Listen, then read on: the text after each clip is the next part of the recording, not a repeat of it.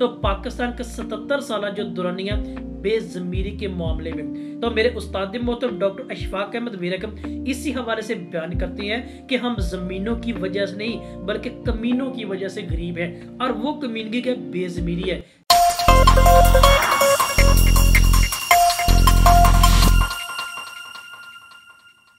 मोहतरम तलबा तलिबात दोस्तों साथियों, उम्मीद करता हूँ कि आप खैरियत से होंगे और आपके लिए दुआ गो खुदाए कदूस की पाकज़ात आपको हमेशा अपनी पनाह और हिफाजत में रखे। हमारा आज का मौजू आपके सवालों की रोशनी में नावल आखिरी शब के हम सफ़र कुर्रतुल ऐन हैदर की तहरीर। आज इसका हम तज्जिया देखेंगे, फ़िक्री और फ़नी जायज़ा इसका करेंगे और इसमें बुनियादी जो किरदार है उनके इवज़ कौन से अनासर हैं जो मुसन्नफ़ ने या कलम निगार ने हमारे तक पहुंचाने की कोशिश की है। क्योंकि ये बात वाज़ेह है कि हर एक कलम निगार चाहे वो मुसन्नफ़ है या शायर है, वो इशाराती ज़ुबान अलामतों का इस्तेमाल करके इस मुआशरे में होने वाले मस्बत और मनफी पहलुओं को मंजर आम पे करता है। और ये कुछ अधूरा जो मामला है ये कारी के लिए या तहकीक निगार के जिसे नकाद के तौर पे कहते हैं, इनके लिए अधूरा थोड़ा सा छोड़ दिया जाता है। तो देखा जाए तो ये नावल 1979 में शाया हुआ और फ़नी एतबार से एक आगाही, एतमाद और मुतहरक किरदार के तौर पर यह नावल हमें मिलता है।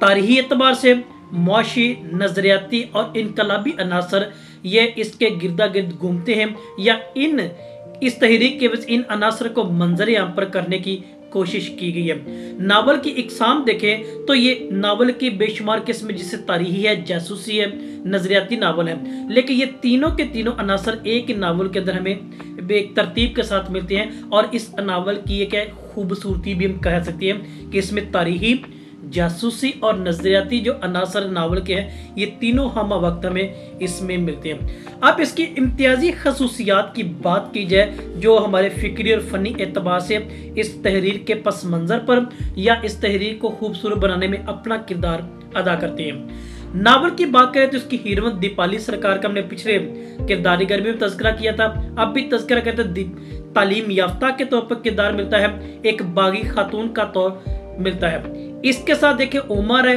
एक तालीमी याफ्ता और बागी खातून, दोनों का किरदार तकरीबन हमें सेम मिलता है और दोनों की मुलाकात क्या है हमें एक दूसरे से मिलती है और दोनों का मौक़िफ़ और मफ़हूम एक जैसा मिलता है। अब ये चीज देखी जाए तो खातून की आज़ादी, माजी की कैदोबंद की मुसीबतें और रोशन ख्याली, ये तीनों अनासर हम इन दोनों किरदारों के पस मंजर पर एक ही चीज वाज़ेह करते नजर आते हैं। जवानी में रजायत पसंदी का जो उनसर है, निशात का, उम्मीद का जो एहसास इन दोनों के यहाँ उभरता है और ये दोनों किरदार एक तानीसियत के तौर पर मिलते हैं और तानीसी किरदार के तौर पर या तानीसी तनकीद के तौर पर मिलते हैं जो माजी की कैदोबंद की मुसीबतों से छुटकारा हासिल करना चाहते हैं। और एक बहुत बड़ा ये सवालिया निशान भी है उस मुआशरे के लिए जो उन्होंने यहाँ पे किया, औरतों पर जुल्म सितम या औरतों की कैदोबंद को उन मजीद तकवीत देने की कोशिश की है। तो लिहाजा ये चीज़ हमें यहाँ मिलती है। अगर यहाँ पे इस बात को हमने समझना है तो मुसन्फ़ा की कलम निगारी को देखें तो उन्होंने क्या लिखा है, मर्द औरत का मुकाबला मौत से, मगर औरत मौत का मुकाबला जिंदगी से करती है। तो इन दोनों का किरदार यानी ओमाना का किरदार और हमें दीपाली सरकार का किरदार उन खवातीन की अक्कासी करता है, उन खवातीन की ये नुमाइंदगी करता है जो इस वक्त आज़ादी की धुन और ज़िंदगी और मौत की कशमकश में फिर भी बागियाना अनासर लेकर आगे बढ़ रही हैं। हमें यहाँ पे ये चीज़ इशाराती तौर पे मिलती है। बागियाना अनासर की फ़िज़ा को उन्होंने क्या अरूज दिया है, क्योंकि माजी के हालात वाक़यात देखें, ख़ासकर हिंदुस्तान में देखें या हिंदुस्तान के बाहर के देखें तो औरत की आज़ादी को कुचला गया है, मजहबी एतबार से भी और हकूक़ो फ़राइज़ के एतबार से भी या उसकी ख़ानदानी ज़िंदगी के एतबार से। तो लिहाजा जबर की फ़िज़ा को मंजर आम पर दिखाया गया था तो उसके इवज़ इन्होंने जो बोलबाला बुलंद किया था वो हमारे सामने नावल की जो हीरोइन दीपाली सरकार और ओमारा के किरदार के तौर पर मिलती है। फिर दूसरी तरफ बेज़मीरी का इशारा हमें मिलता है। अब बेज़मीरी क्या है कि सियासत एक बेज़मीरी का मैदान है। उस वक्त भी देखा जाए और आज भी देखा जाए 1979 में अगर सिर्फ पाकिस्तान की बात की जाए तो पाकिस्तान में सियासत 1947 से लेकर अब तक देखी जाए तो पाकिस्तान का 77 साल जो दौरानिया बेज़मीरी के मामले में, तो मेरे उस्ताद मोहतरम डॉक्टर अशफाक अहमद वीरकम इसी हवाले से बयान करते हैं कि हम जमीनों की वजह से नहीं बल्कि कमीनों की वजह से गरीब हैं, और वो कमीनगी क्या बेज़मीरी है जो सियासत में आकर सियासत के मैदान में। अब यहाँ पे देखा जाए तो यहाँ पे तज़किरा मैंने क्यों किया सियासत का, यानी सियासत का जो मैदान हमारे सामने, यहाँ पे रेहानुद्दीन का किरदार जो नावल का हीरो आता है, यानी खूबियां भी इसकी मौजूद है और खामियां भी दोनों इसमें मौजूद है। अब खूबियों के एतबार से बात कर ली जाए तो हमारे पास अगर तरक्की पसंद तरीका हामी भी नजर आता है, खूबी के तौर पे है, इनकलाबी की सोच भी नजर आती है, जंगों के लिए तैयार भी रहता है, जंगलों में ये रहना भी पसंद करता है, मसाइब बर्दाश्त करता है, आज़ादी का नारा बुलंद करता है। तो ये चीज़ हमारे सामने आ गई इसकी खूबियों के एतबार से इनकलाबी सोच। जिस तरह उस नावल हीरो ने क्या किया, नावल की हीरो दीपाली सरकार ने और ओमर है, दोनों ने क्या किया, आज़ादी का नारा बुलंद किया। इसी तरह इसके यहाँ भी हमें ये खूबी के तौर पर मिलता है। लेकिन खामी के तौर पे इस बंदे की बात की जाए, जब एस्टेब्लिशमेंट का हिस्सा बनता है, इसमें आता है बाकायदा तौर पे एक वजीर बनता है, तो मौका परस्ती का फायदा उठाते हैं, मौका परस्त साबित किए जाते हैं, जिसे बेज़मीर कहते हैं, यानी पैसे की धुन इसको लगती है। सियासतदान वाली वो दाखिली और खारजी कैफियत यहाँ बयान की जाती है, यानी हुकूमत इधर है और रहना क्या है, लंदन में। ये वाले वाकयात है जो आज भी हमारे मुआशरे के अंदर देखें, इस वक्त जितने भी MPA हैं, MNA या सियासत से वाबस्ता हैं, आप उनके सारे मकरू चेहरों से वाबस्ता हैं। उन्होंने क्या क्या किया है और इस मुल्क के साथ किया, इस मुल्क को लूट मार लिया और सब कुछ बर्बाद करके रख दिया।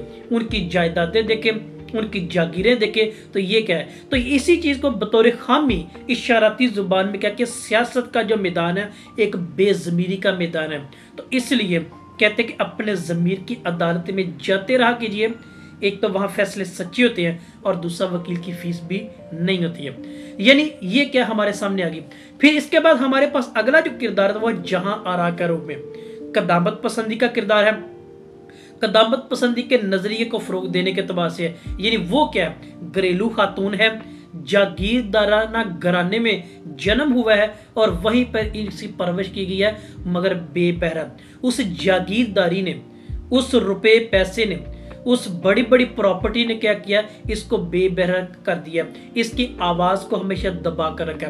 हमारे मुआशरे में आज देखें, जागीरदार तबका सियासत में है, सियासत का जागीरदार है, दोनों ने क्या किया, इस तबके की, खासकर खवातीन के तबके को इन्होंने क्या कुचल के रख दिया है। तो जहां आरा का किरदार एक खामोश तबा, बेबहरा, एक सवालिया निशान है उनके लिए, जिन्होंने लड़कियों की आज़ादी पे सवालिया निशान खड़ा किया।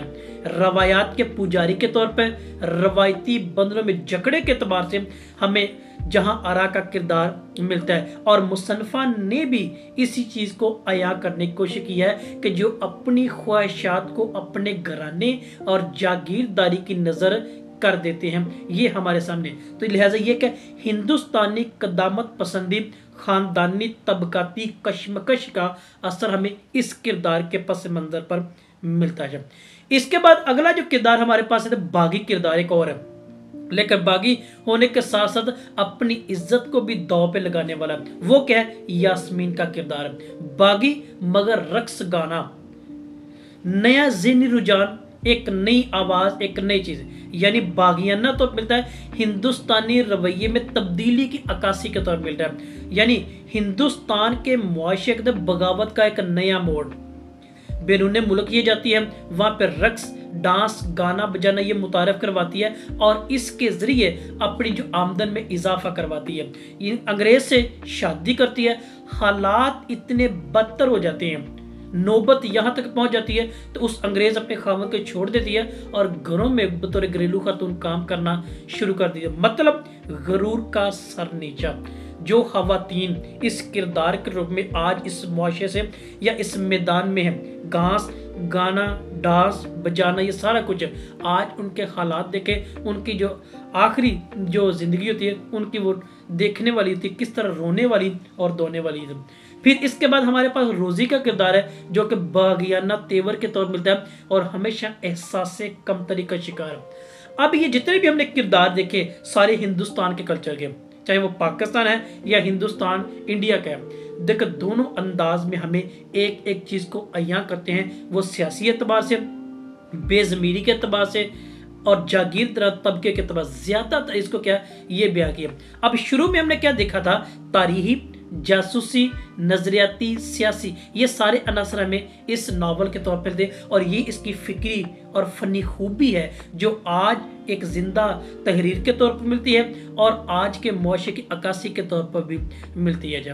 تو اس اعتبار سے ہمارا یہ تھا آج کا موضوع، اس کا فکری اور فنی جائزے کے اعتبار سے ناول آخری شب کے ہم سفر قرۃ العین حیدر کی قلم نگاری کے اعتبار سے۔ آپ کا کچھ سوال ہو، آپ کی کوئی رائے تو ضرور کیجیے گا۔ آپ سب کا بہت شکریہ۔